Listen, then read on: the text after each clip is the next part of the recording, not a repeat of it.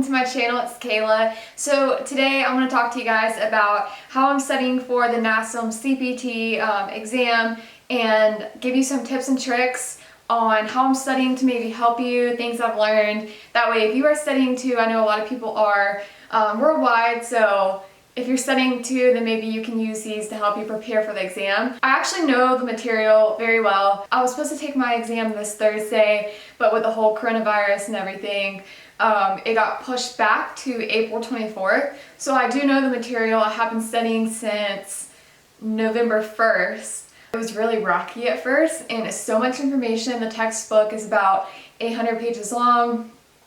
I was like, there's no way my brain is going to be able to learn all this. I purchased the self-study package, so you have to study everything on your own. I'm also going to include videos, but everything is all online, the whole textbook. All the chapter reading is in each chapter. So everything's on the computer. I didn't want to waste trees and print off like an 800-page textbook, so I'm going to kind of tell you how I learned it and go from there. The first thing I started doing was I started reading the chapters and I was writing everything that I learned on a piece of paper. Y'all, I think I got like 5 pages in and I was like, it is taking me hours to write. So what I started doing by chapter 2, I would print off the review for the chapter that it gave under the module, and then I would go through and learn the whole chapter review, write notes, highlight everything. I learned the whole chapter review. Then I read every single chapter. You guys, you have to read the textbook to know the material. I read every single chapter and I typed. So I had on my computer, I had 2 windows pulled up. I was reading and I was typing on the other. It's so much faster than writing. Don't sit there and write out. It will take you hours. So everything I read, so there's the objectives from the chapter. The first thing was introduction to the human movement. So I literally read and typed out what I thought was important. And then after I finished the whole chapter, I went through the whole chapter, highlighted, wrote things out, completely learned the whole chapter. I did this for all 21 chapters. It takes time, but if you break it up and maybe do 2 a day, 3 a week or something, you'll get it done. So again, I typed out everything that I read. I drew the heart. I wrote notes everywhere. Here are all 21 chapters of Nasm. They're all stapled separately, so that way I could, like, oh, chapter 15, I could pull out chapter 15. So that's what I did. I know all these chapters. I read every single chapter and did my own notes and did the Nasm review. We're going to go and we're going to look, for example, let's go to the human movement science. This is chapter 5, and here's the text for chapter 5. This is straight from the book. I read, y'all, some of the stuff is like 50 pages. I read everything. I sat there and I read everything and took notes on absolutely everything. Proprioception is a huge thing you need to know. So make sure you learn that, what that is, and the definition is right here. And I went to the chapter review. I printed out the chapter review. This one's only 5 pages.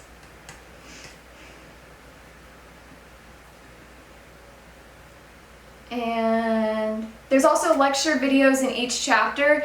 Y'all, I watched all the lecture videos in the chapters as well. If you just focus on one chapter a day, you can knock that thing out in a day. So this one is on motor behavior. So it's about 2 minutes, 5 minutes, depending on how long the video is. And it's someone who is teaching you more about motor behavior. Also, each chapter has flashcards. I kind of went through flashcards here and there. I didn't focus too much on the flashcards, but if you want to use them, I would sometimes write those out, like the ones I didn't know.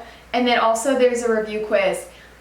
Y'all, look at this quiz for chapter 5. I had a 70, a 80, a 90, a 50 when I retook it, and then an 80. So I'm going to keep taking these. My highest grade is a 90. I'm going to keep taking these until I get a 90 or 100 at least. I cannot stress how important these quizzes are. They will help you know the information. Then the ones that you miss, you can see like why you missed it, you don't know what it is, and you go back in the chapter and look. There is a whole Nasm study guide. Nasm gives you a study guide and it's broken down into domains. So I went and I wrote domain 1 is chapter 2 through 5, 17 and 18 domain, because it's all mixed up. Domain 2 is chapter 6 and appendix E. I'm gonna use this to study also, and I have already gone through it a lot. One thing that you should know is the OPT model. The whole idea of Nasm is focusing on training in the OP model. So you have the stages, you have stabilization, strength, and power, and then you have the phases in that. So you have stabilization with stabilization endurance. You have strength with strength endurance for phase 2, maximum strength for phase 3, muscular hypertrophy for phase 4, and then you have power, and that is your power, which is phase 5. I'm going to tell you one of the things that you absolutely need to know all over every exam. If you don't know this, it's going to come back and bite you, because I was taking all these quizzes and I kept missing all these questions, all the exams. On the practice exam, I failed the first one. And then I went back and looked, and I didn't know any of the muscles. When I went back and took practice exam number 2, I passed it. So then I'm going to take 3, and hopefully I can raise it higher. The lower cross syndrome, the upper cross syndrome, and pronation distortion syndrome. And it's in the study guide in a chart. And it's in a chart right here, your overactive muscles and the underactive muscles. I cannot look at this chart and remember it, you guys. I really can't. So what I did was I drew the images for each one. So let's say lower cross syndrome. That's when you arch your back when you're standing. So if you have a client that is arching their back, they have lower cross syndrome. It shows you right here the short muscles and the lengthened muscles. Your short muscles are your overactive muscles, and the lengthened muscles are your underactive muscles. So how I remember this is, if your back is arching, so here's a question, for example. It's going to ask if someone's lower back is arching, maybe like, what do they have? They have lower cross syndrome. What I did was, I have my underactive right now and I have my overactive. I made a mnemonic device for everything to learn it. Same with, and I'll go over the mnemonic devices.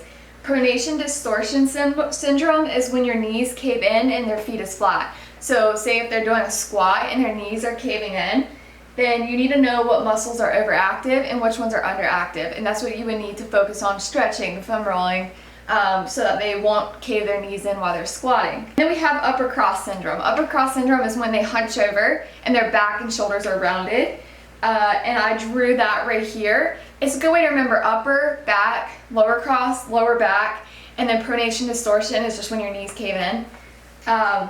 So for upper cross syndrome, if you're tall, I'm tall, I used to kind of lean over. Tall people usually do lean. I don't anymore, but TPULSLSS. I said tall people usually lean, so let Sally stand. Meaning if Sally's sitting in a chair leaning, let her stand so she won't lean. I don't know, it's just the way I remember it. So right here's the muscles, and then my device. Tall people usually lean. So do you kind of get what I'm saying? Does that kind of make sense? Look at the first letter of the muscle and kind of make a mnemonic device going down, so that way you'll remember the muscle. Another thing is the assessments.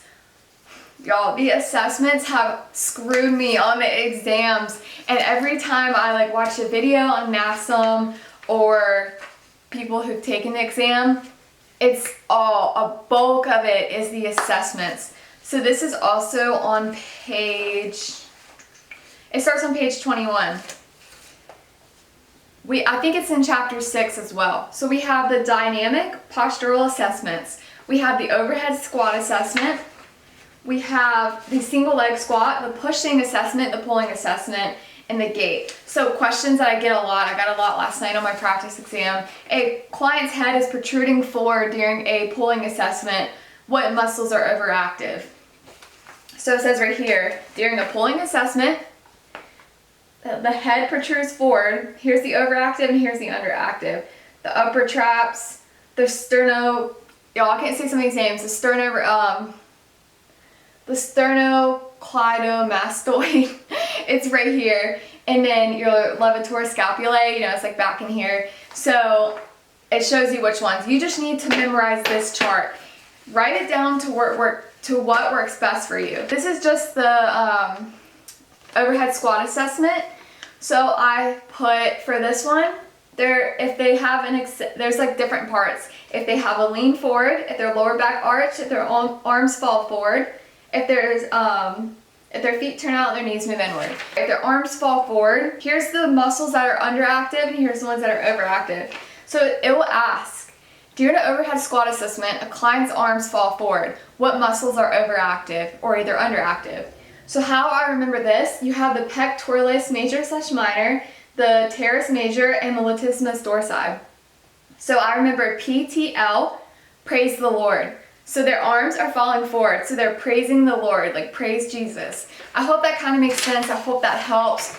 I'm going to do that for all the assessments. I haven't done the pushing or the pulling one yet. Another thing, I got this from a guy on YouTube for his Nasm video. I'll link his video down in the description below because I thought this was very helpful. This is from chapter 14, the program design chapter, and program design is huge, you guys. So the different phases, every phase has its own sets you should be doing, its own tempo and reps. So I got this chart from this guy and I printed it off. I just screen captured his YouTube video and printed it off, but I'm gonna link him down below for credit. And for stabilization endurance, there's 12, they should do 12 to 20 reps. That's how much they should do, and they should only do 1 to 3 sets of it. They should do 50 to 70% of their 1 RM, and then they should rest for 0 to 90 seconds. Know the acute variables. This is in the program design chapter. You want to know a lot about program design. So chapter 14, and how I remember this is I wrote everything out. I wrote the repetitions, the sets, the training intensity, the tempo, rest interval, that goes with that chart. And how I remember this, I have a mnemonic device for everything. So R, S, T, R, R, T, T, T, E. And my sister is like, you are not going to remember all those letters. Y'all, my mnemonic device is Rachel said to Randy, Randy, Taylor told Todd everything. I don't know why, but I memorized it that way, and my sister's like, that's a lot of names, but I remember Rachel told Randy, Randy, Taylor told Todd everything. I remember that. At the end of their tests and the personal training resources, I believe, they have templates, workouts, an op playbook. They also have videos. Oh, one thing I haven't learned yet in the personal training resources is cueing video library. I saw this guy say to know a lot of the cues. So I'm going to learn these. If y'all want to, you can. There's nothing about cueing anywhere else in any of the chapters, but this video shows the cueing. Someone said that he had a lot of questions on the cues. They give you an anatomy man. So I printed off this anatomy man, and it labels the front view and the rear view. It gives you where all the muscles are located and what they're called. So this is good. The Golgi tendon and the muscle spindles. That is all over the exam. So know that the Golgi tendon is tension. So remember tendon tension. So that's the tension of the muscle is because of the Golgi tendon. And the muscle spindles is how the muscle lengthening without getting injured or anything. So know that spindles are the length and tendon is the tension of a muscle. That will save you a lot of questions. So know that. So the Golgi tendon and the muscle spindles. It will ask about blood pressure, maybe what the systolic and the diastolic is supposed to be 120/80. And know what systolic means. It is when the heart contracts, and diastolic is when the heart is relaxing and filling with blood. That is the bottom number, the diastolic. It should be 80. If you're worried about anything, I would definitely learn, I spilled coffee on this, I would definitely learn this packet, this study guide. It is at the very end, the Nasm CPT study guide module. It's at the very end, before you get to the end of course. And just print this out. Highlight it, print it out in color if you can. This is the frontal plane, the sagittal plane, and the transverse plane. A good thing about this is the questions are really basic about it, so if you know it. And then also the joint motions, flexion, extension, plantar flexion is when your foot is down, dorsiflexion is when your foot is up, abduction, adduction, horizontal adduction, all that. And then also if in the planes, if something is superior, proximal, medial, stuff like that. For the frontal plane, it's an imaginary line, cut your front of your body and your back of your body. So that's your frontal. Sagittal is a line down the middle, so it's your two halves. And the transverse is in the middle of your trunk, so it's your top and your bottom. The thing about that is they're gonna ask, there's a chart, there's another chart. Y'all know your charts. There's a chart up here on the study guide. So y'all get the study guide. There's a chart up here, and it'll say a question that I always get is, what type of exercise is performed in a sagittal plane? And it tells you right here, bicep curls, tricep pushdowns, and squats. Anything with a twisting motion, throwing, golfing, swinging a bat, and trunk rotation is always transverse. And side lateral raise, side lunge, side shuffle, anything to the side is always in a frontal plane. Focus on that, focus on those charts. Like, I cannot stress that enough, and y'all will do absolutely amazing on this test. I'm ready to take mine. It's been a long, like 4 months, 5 months or something, so I hate that it got pushed back, but I'm ready to take it. There's a lot you want to know, the performance. You want to know everything. I'm just trying to hit the big things. The performance assessments in the assessment chapter, that's another big thing. Chapter 6, chapter 14, all those. So like the squat test, push-up test, left test, bench press test, shark skill test, and the Davies test. Know those. The integrated flexibility continuum, which is right here. And this is in the flexibility chapter as well. So just know what corrective flexibility, active flexibility, and functional flexibility is. Self-myofascial release, static stretching, dynamic stretching, and active isolated stretching.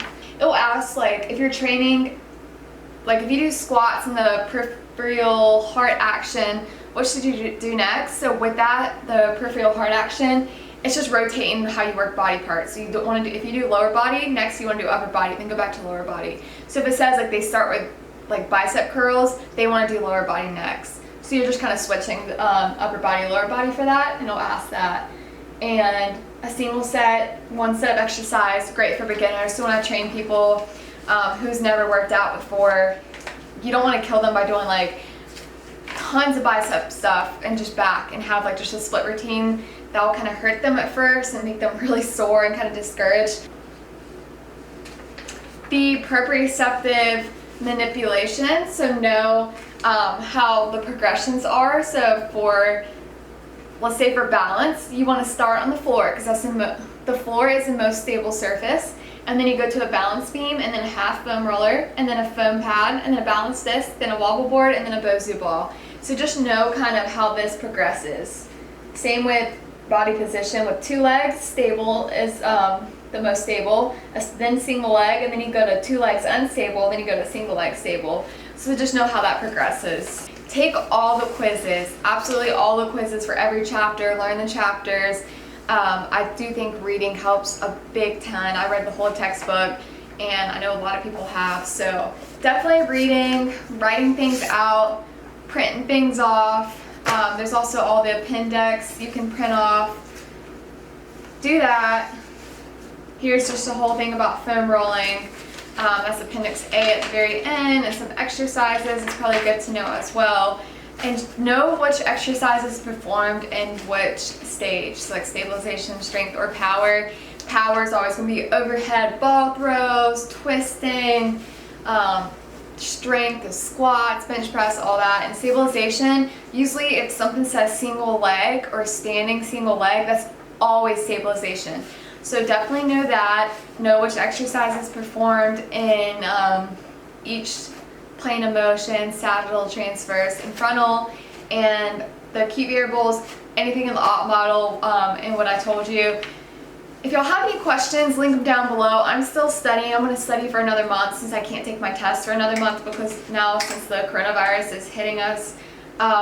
So if you have any questions about anything, leave them down below. I do have a good knowledge since I was ready to take my test on Thursday of what's going on, and I would help you guys with that. I hope this video was helpful. It was kind of long, I'm sorry.